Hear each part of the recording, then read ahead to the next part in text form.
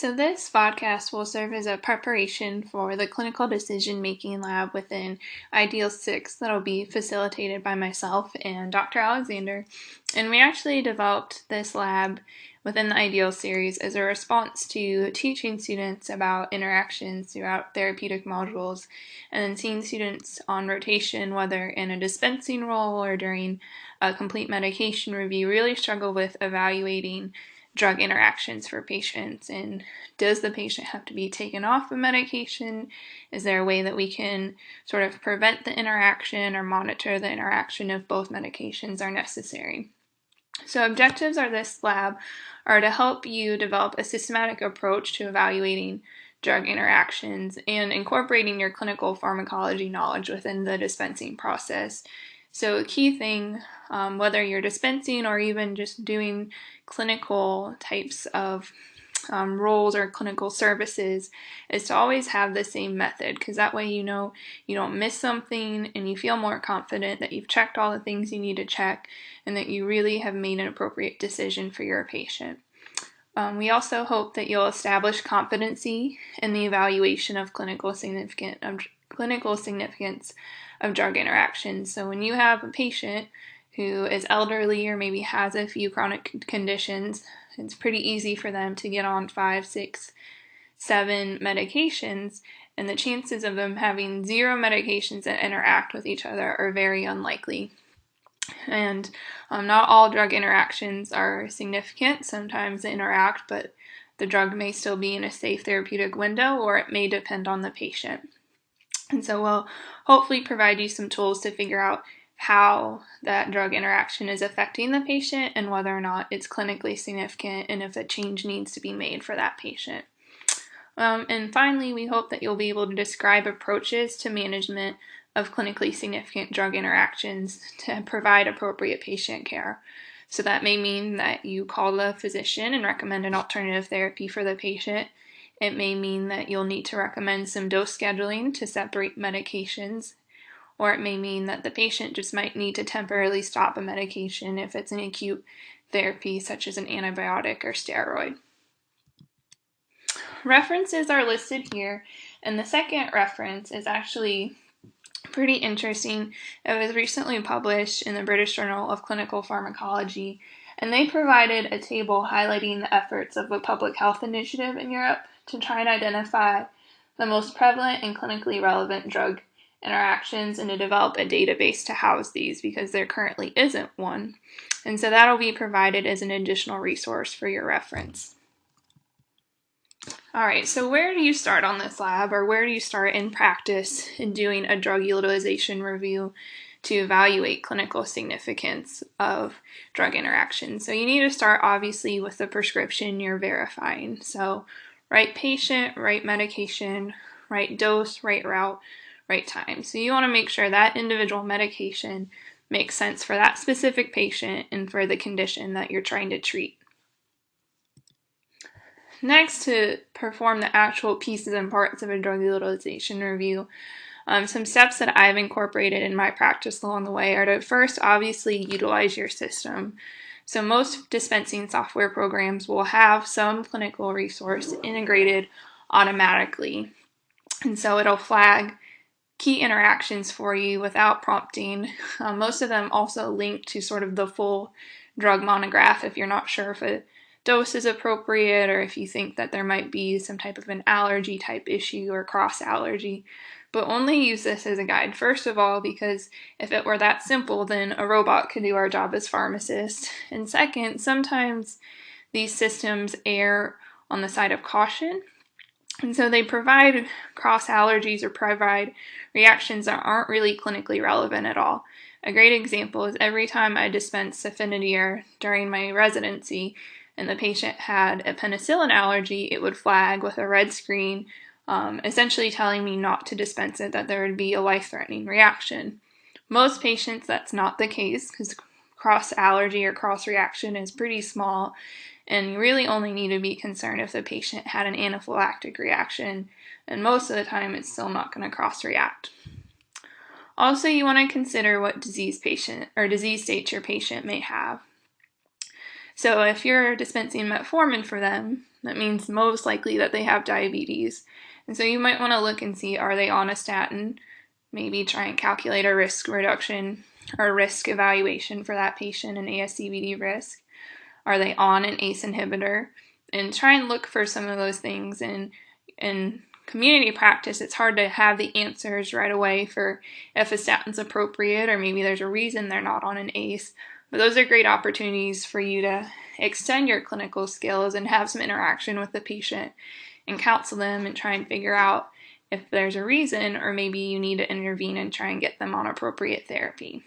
Also, is the patient's therapy evidence-based or guideline-based? So if you have a patient who looks like they're post-MI because they're on clopidogrel, are they also on a beta blocker? If you have a patient with heart failure, are we using appropriate beta blockers in that patient? Are they on diuretic therapy?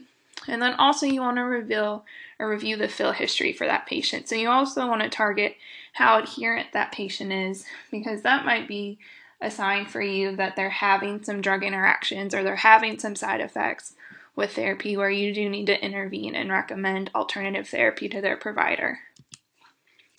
The next step that I look at is obviously drug interactions, which is what this lab is really trying to help you to develop an approach to. As I mentioned, most systems are going to have a drug information resource integrated within the system. Especially when you're a new practitioner, I encourage you as much as possible to pull up LexiComp, pull up Micromedics, and run an interaction checker yourself.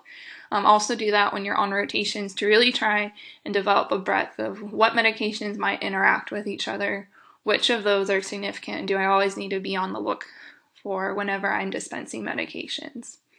Also, as I mentioned, sometimes it'll flag things that are not true interactions. So pravastatin was coded in LexiComp for a while as a CYP3A4 inhibitor. I don't believe that it is anymore, but when you run it through the interaction checker, if the medication that is metabolized through the CYP3A4 enzyme, it'll still flag pravastatin in that medication as an interaction, and that pravastatin will inhibit the elimination of that CYP3A4 metabolized drug. And pravastatin is really cleared through P-glycoprotein very, very minimally through the CYP system, so it's not a true interaction. And on the flip side, it may not flag all pertinent interactions for you as well. All right, so what are some strategies to evaluate if a drug is clinically significant or not? So a lot of times students will come up to me in my experience and they'll say, these two medications interact, we shouldn't dispense them to the patient. And so I always prompt them to understand the mechanism of action. So how are those two drugs interacting with each other? Is it one is a CYP inhibitor? Are they altering the metabolism of the drug somehow? Are they altering the concentration? So start with understanding how that drug interaction is occurring within the body.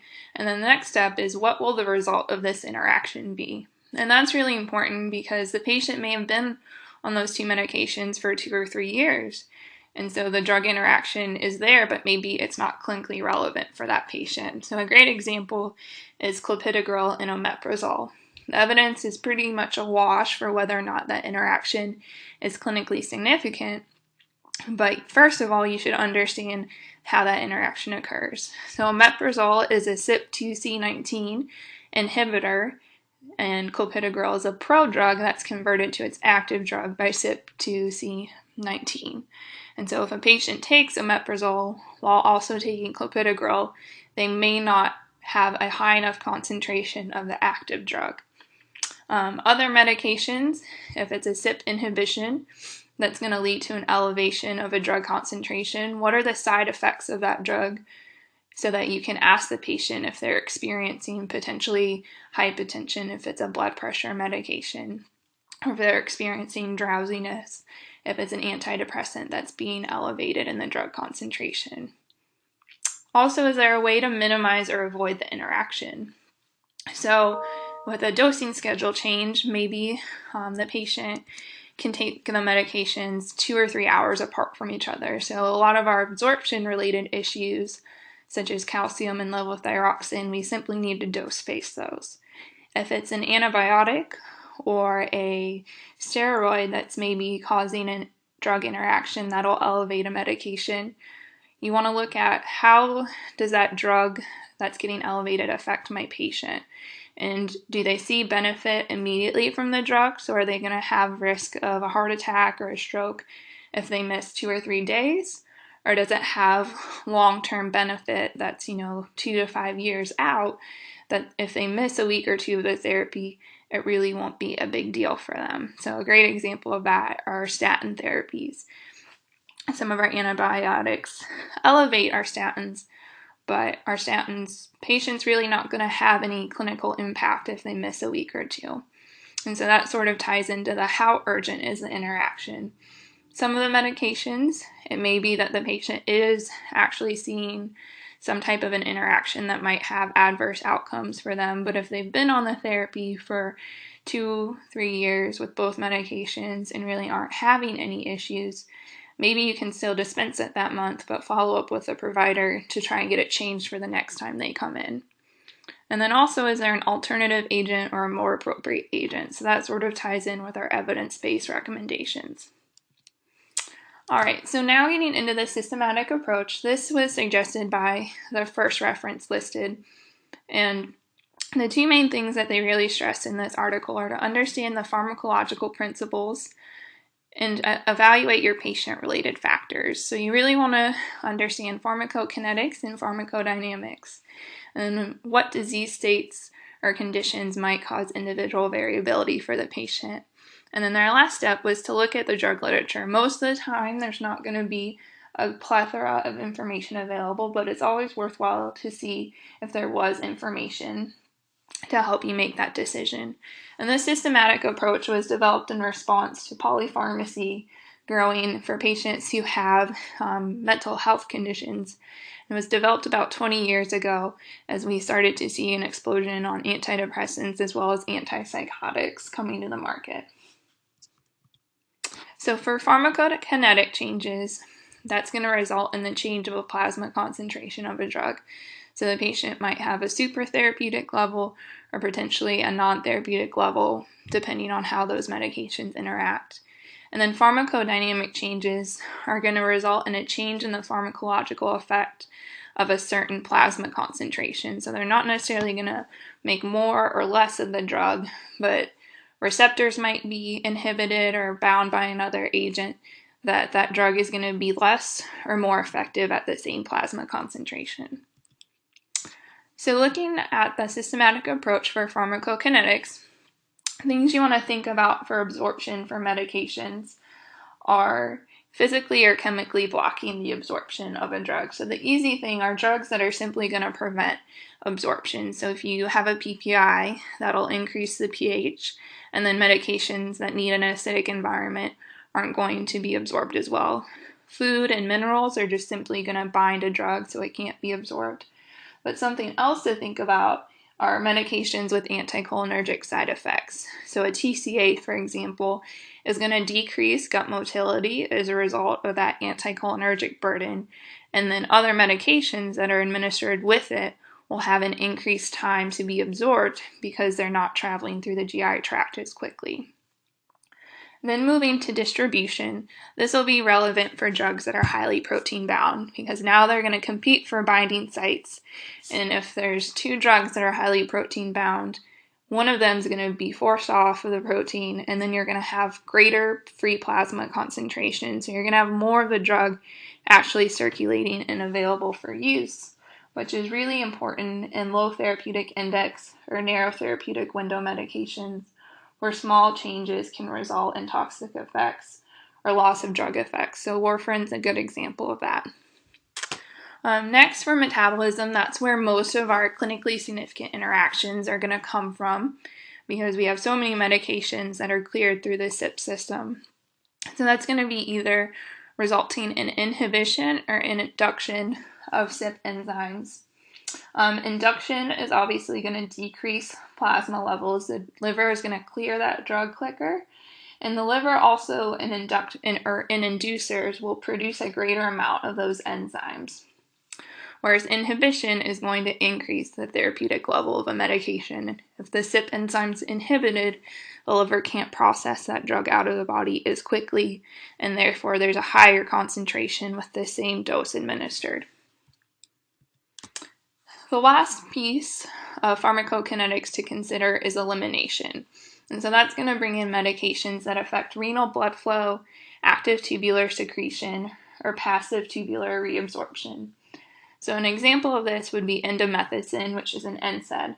That'll decrease renal blood flow, which can produce a clinically significant interaction with lithium, because lithium won't be excreted from the kidney as readily or as quickly. Another example of that is thiazide diuretics. They can also increase the concentration of lithium because they affect the proximal tubular reabsorption of both sodium and lithium. So more lithium will be reabsorbed in patients who take thiazide diuretics as well, resulting in greater therapeutic levels. And then for pharmacodynamics, these can be either additive in effect or diminishing in effect. So an example of that would be patients who are on low-potency antipsychotics, so chlorpromazine, for example, and then TCA as well, such as imipramine. Both of those drugs are going to have anticholinergic, antihistaminic, and then alpha-adrenergic antagonist effects. And so that results in additive sedation, constipation, and then potentially postural hypertension or decreased cardiac conduction. So those are relevant interactions and relevant mechanism of action for drug interactions to consider in patients. All right, and so the last thing I wanted to talk about in this podcast is trying to help you prepare for the lab so that you know how to sort of approach things when you come in. So this is a sample case. Whenever you come in, you'll need to have your computer, and all the cases will be loaded onto D2L. You'll have a brief background and history of present illness with the patient. So this patient is a 35-year-old woman who fills prescriptions at your pharmacy, and she's bringing in a new prescription for her asthma control and states that it's replacing her Q-bar. So first you want to look at this medication and make sure that it makes sense for that patient. Is this an appropriate therapy for asthma for this patient? And then it might have some additional details. So this patient is also requesting a refill on her existing medications.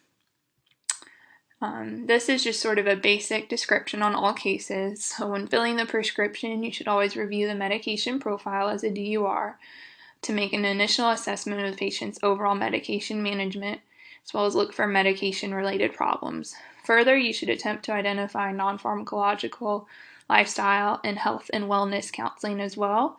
The only records available to you are those stored in the dispensing software. So just like a community pharmacy, you'll get the prescription you're actually verifying, and then you'll get the patient's refill history as well. So when you look at this patient, she's been on Q-bar, atorvastatin, citalopram, and hydrochlorothiazide. She's been on those fairly consistently for a few months now, so about 4 or 5 months.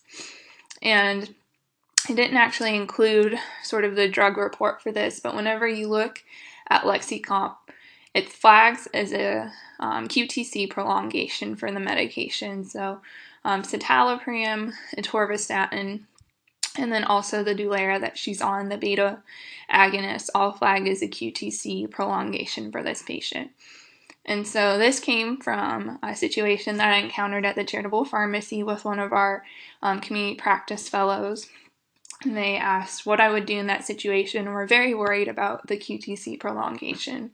So things that I consider when looking at QTC prolongation is, does this patient have a history of any type of cardiac abnormality? So any arrhythmias, any type of heart attack, hypertension.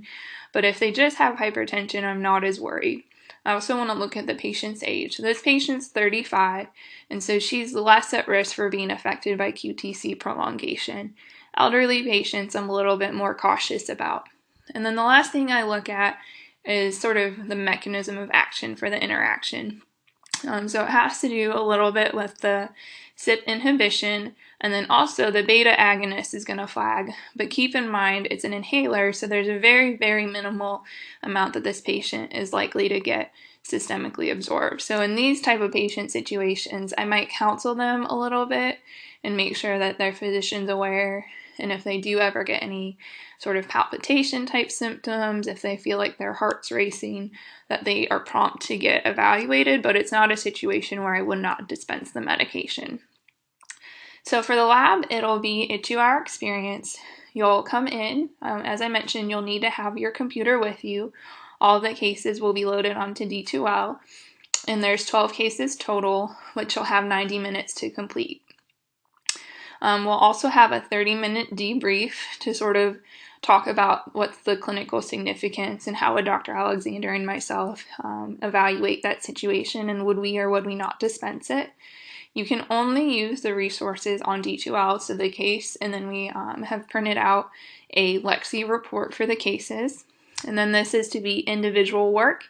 50% of the cases will be graded for you guys. So I look forward to working with you in lab. If you have any questions in advance of the lab, feel free to email me.